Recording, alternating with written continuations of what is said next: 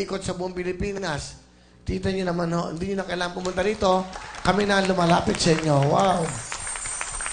Ano ba ang iyong dream in life? Anong gusto mo?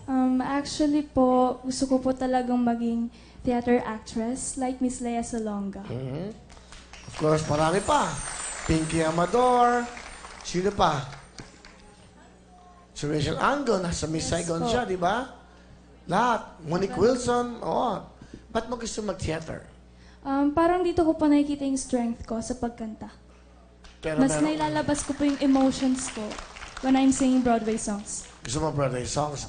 You're young at I'm sure malaki pa at ang chance mo to have a good future sa iyong singing career, no?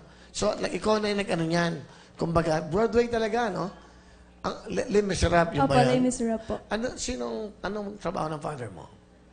Technician po ng mga gadgets. And then, ang mother mo? Housewife po. Magandang mata niya, oh. Ganda-ganda Thank niya. you, Okay. thank you po. Okay.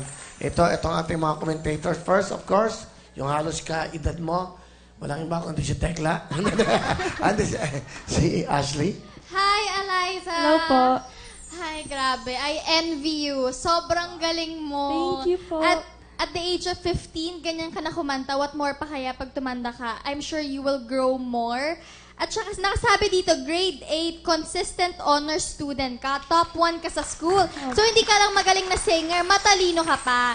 So, ayan, you're very talented. Good luck. At ang galing mo. I envy you so much. Salamat po. Alam mo ba ibig sabihin ng NB, Tekla? ND? NB. Envy. ND. NB. Anong NB? NB. NB. After ng NA, NB. So, yun ang pagkakaalam niya. How about you, Amal? Ayan, Eliza, ang galing-galing mo. Kung si nanay kanina hindi nagpakabog kasi matanda na siya, ikaw hindi ka nagpakabog kasi bata ka pa, lumalaban ka, kaya ang ganda-ganda ng boses mo. Tapos yung pagkanta mo may emotion talaga, kaya gustong-gusto ko siya. Yan, good luck. Nakakatawa si Amal. Broadway, social, ang salita niya, kabog. Di ba napaka-social? Okay, how about you, Miss Ariela?